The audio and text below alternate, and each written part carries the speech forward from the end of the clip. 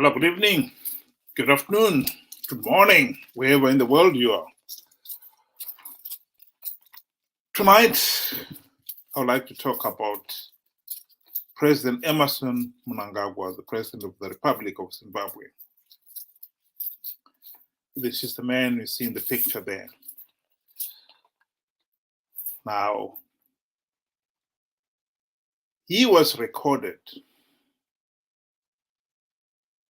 boasting about how he was going to rig the 2023 elections. You can just listen to him.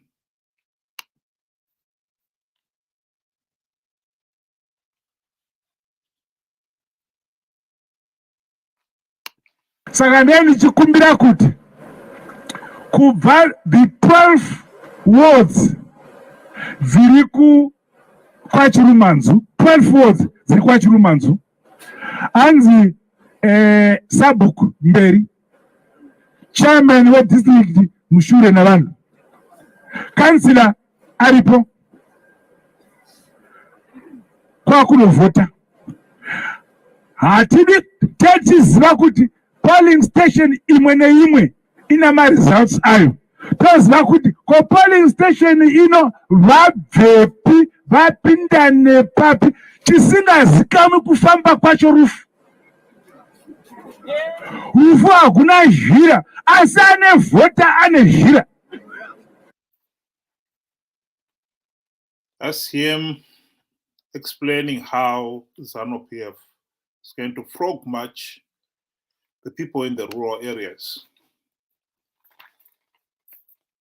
with the chairman of the party in the area and the village heads heading people like cattle to go and vote. This is just not an empty post.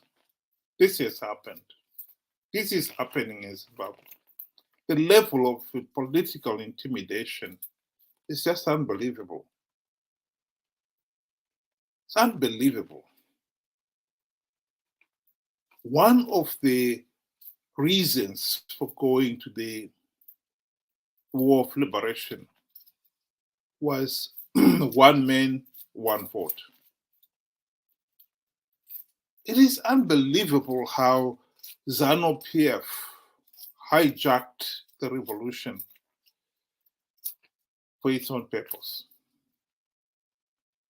Before the country had its first elections in 1980, Robert Mugabe and his colleagues, Mnangagwa was one of them, one of the big leaders at the time, saw to it that they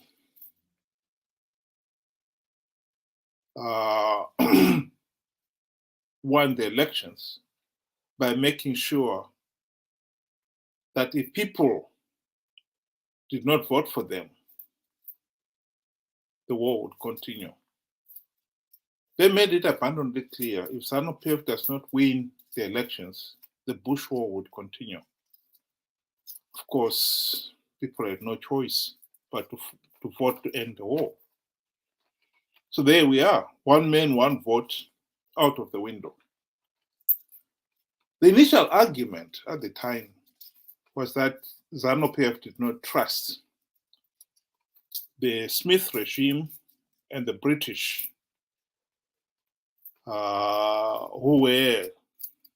whom responsibility of Rhodesia had reverted to as the colonial power for the conduct of the elections. They didn't trust them to hold free, fair, and credible elections.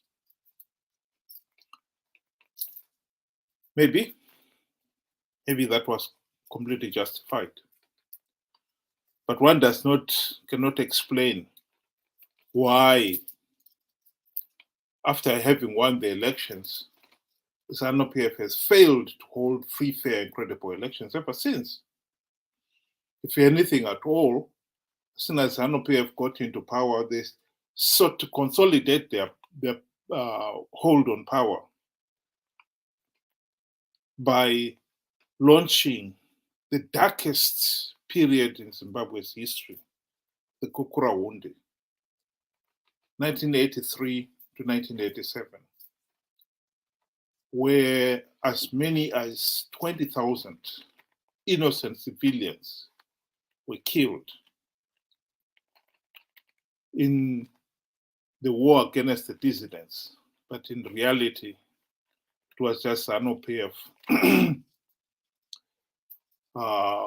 coercing its main challenger to power,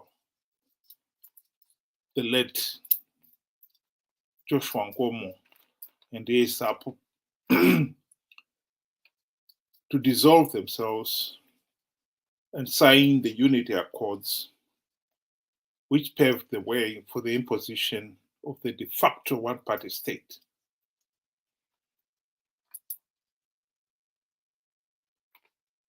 And here we are, 2023, 43 years after independence. Zimbabweans are being frog-marched to elections. And he even has the audacity of claiming that the elections will be free, fair, and credible. Unbelievable. What is interesting about it is, believe it or not, today Emmerson Mnangagwa is in the United Kingdom. He was one of the many special guests invited to witness the coronation of King Charles III. I can't think of anyone less deserving of such an honor. But there you are. He was there. He was one of the guests attending the coronation.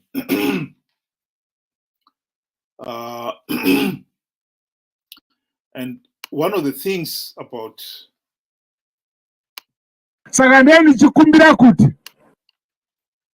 the whole thing, what makes it such a joke, is that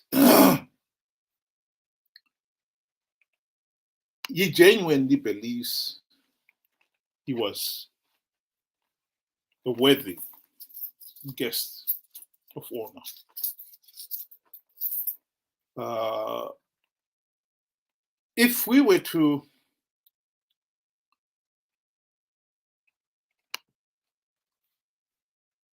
sorry, this is the picture of him at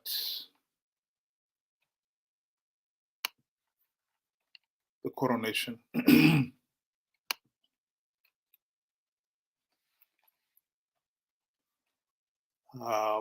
Let me zoom into it so that you can have a good look at him.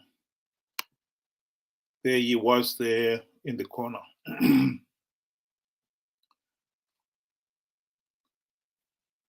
There. Of all the guests at the coronation, and there were, I think, maybe about 2,000 of them in there. If we were to grade them according to their performance in their country,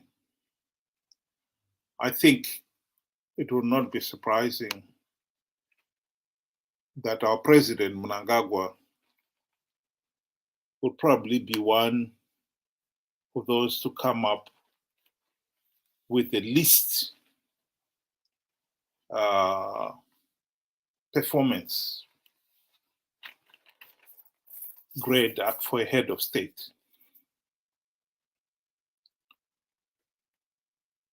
Mnangagwa has been in power since 1980. For the first 37 years, he was one of the senior members of the Mugabe regime. And then, of course, the two fell out after the coup. And he took over in 2017. And if we're to grade his performance in those 37 years under Mugabe's rule, when he was one of the senior members of Mugabe, he was heavily involved in the Gukurahundi massacre,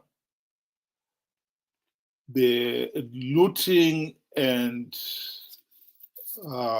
vote rigging that characterized Zanu PF during that period. And he was, of course, one of the conspirators for the 2017 military coup. And then he assumed the presidency. He promised that he would stamp out corruption. He did not. Just recently, there was a documentary by Al Jazeera showing how much corruption has destroyed Zimbabwe. And he, Mnangagwa, is at the heart of it. Some of those mafia thugs boasted of how they had strong connections with Mnangagwa, and that gave them the protection they needed.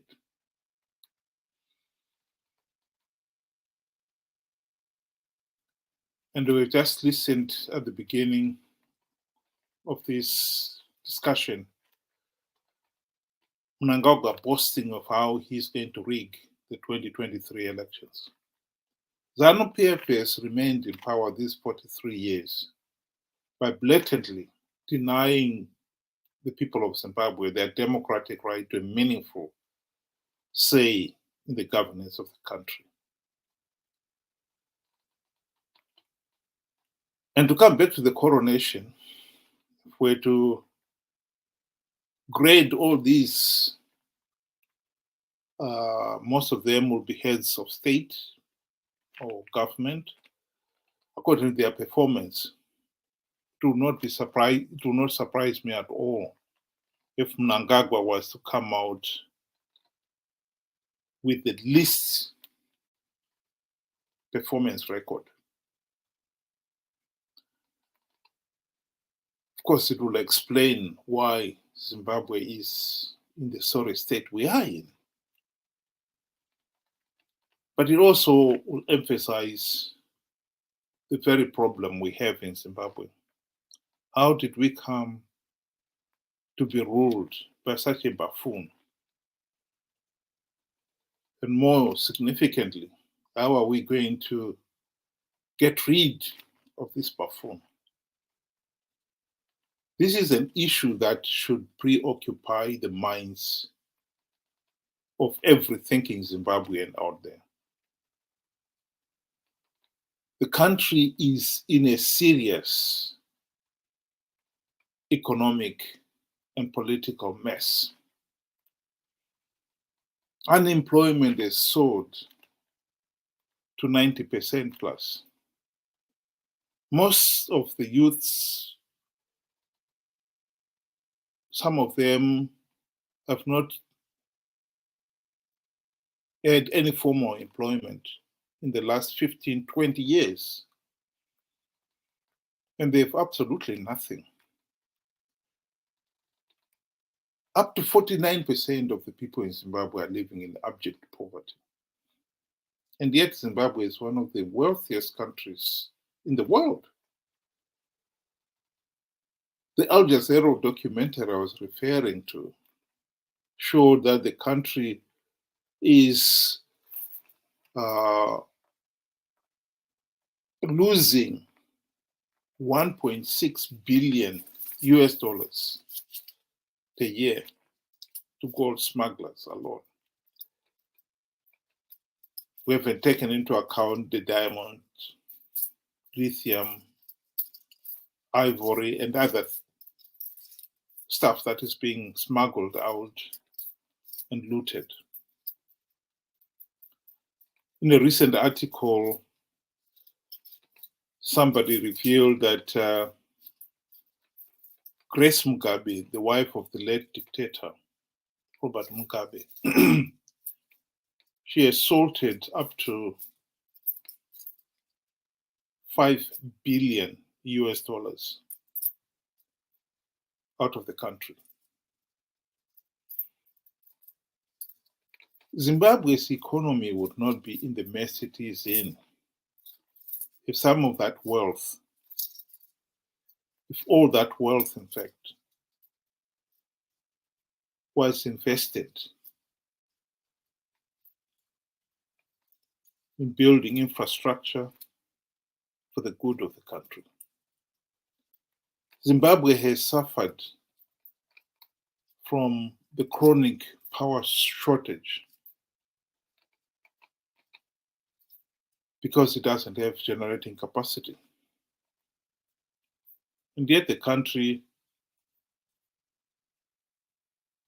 could have invested, say, that $5 billion that Grace Mugabe salted away was used to build Batoka Gorge hydro. A hydro dam for which the feasibility studies were done long before independence in 1980. And the Zanu PF regime was given the feasibility studies of that project when the country gained its independence. And up to now, nothing has happened. Batoka Gorge, to some of you who are not aware, is between Kariba Dam and Victoria Falls. So the country would have been able to generate power from Batoka Gorge, let the water out, the water will flow into Kariba Dam, and then the country will generate more power from that, and then let the water go into Kaporabasa. But in terms of generating capacity, that would have meant that Zimbabwe had the equivalent of 2 Kariba dams to meet its power needs for the last 40 years. Think of the downstream benefits to the country's economy that would have generated. But instead, that never happened. Because the money was salted away and is somewhere in Europe, according to, to the recent reports, sitting in some bank account while the country is suffocating in abject poverty. And Mnangagwa was part of that regime.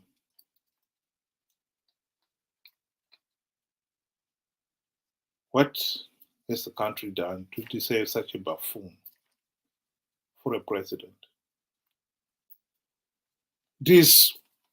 On occasions like this, that one is reminded again and again of the importance of a competent and democratically accountable leadership.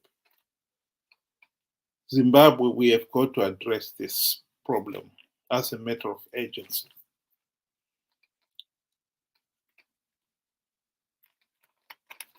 And congratulations to Her Majesty King Charles III and the Queen. Long live the Queen, long live the King. And to all my fellow Zimbabweans out there, we have got a long way to go if we want a stable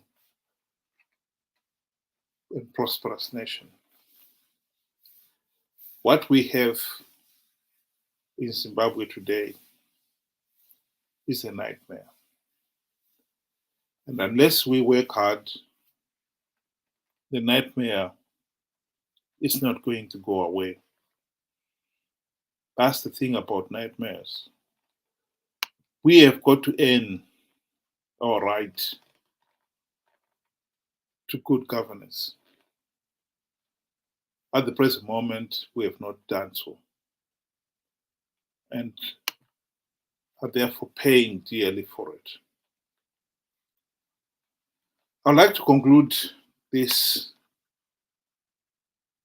by saka ndeni chikumbira kuti kubva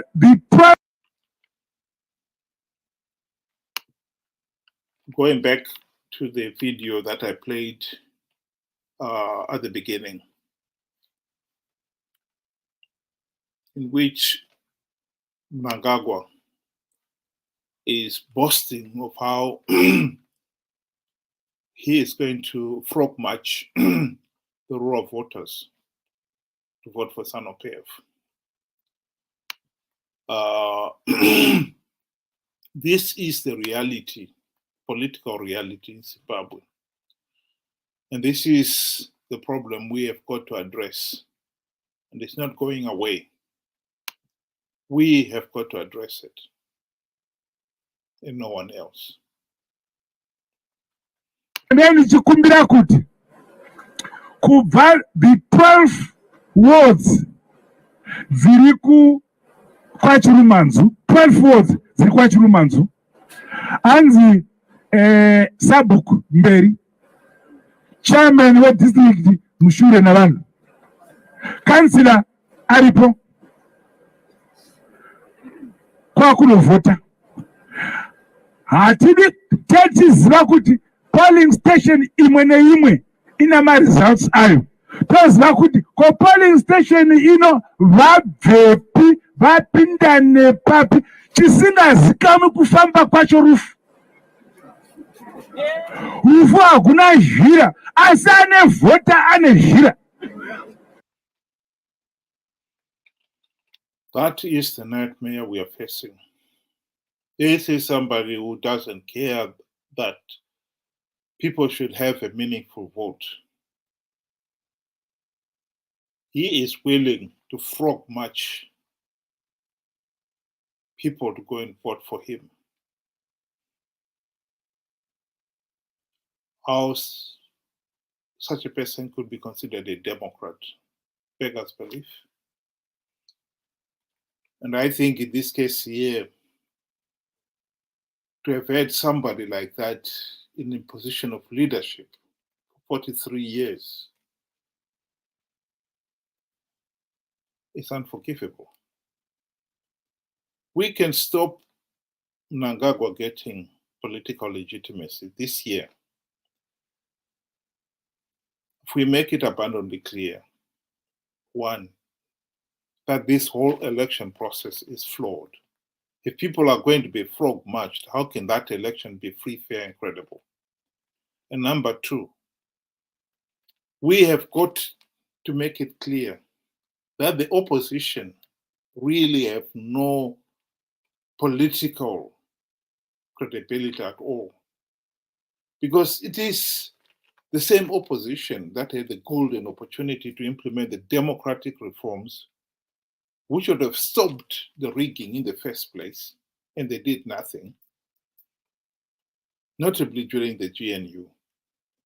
And they are participating in these elections, knowing fully well that the process is flawed. But they're doing so because Zanu PF is offering a few seats to entice them to participate. I can't think of a more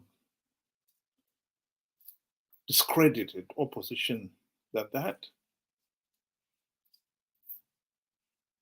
By participating, they are giving Zanu PF legitimacy. By participating, they are perpetuating the dictatorship. By participating, they are ignoring the plight of the rural people who are being frog marched. How can anyone say they've got political credibility if they are so indifferent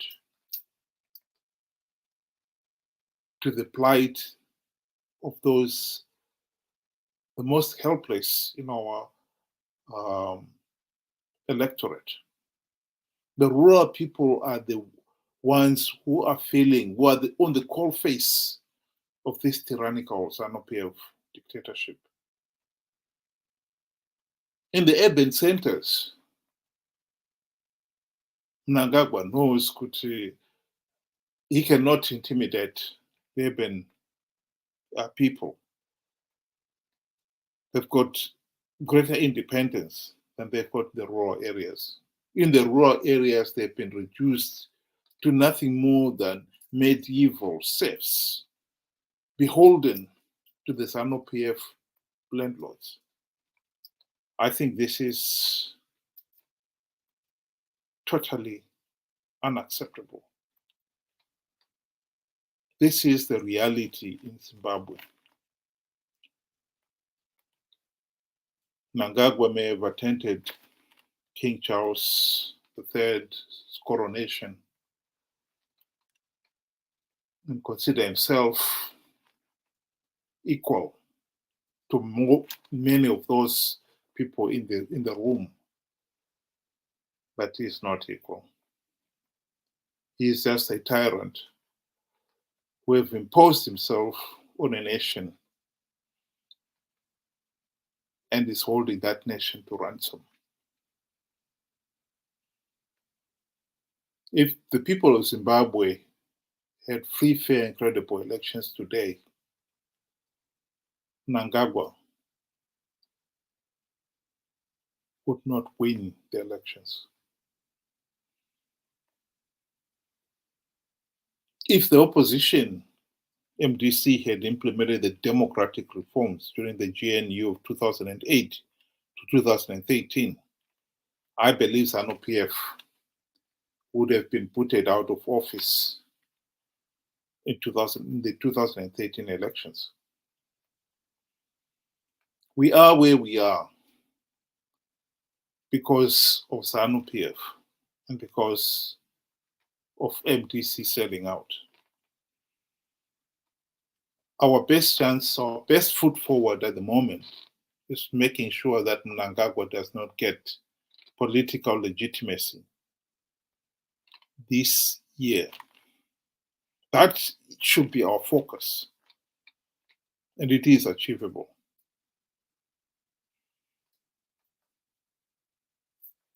With that, I'll say good night.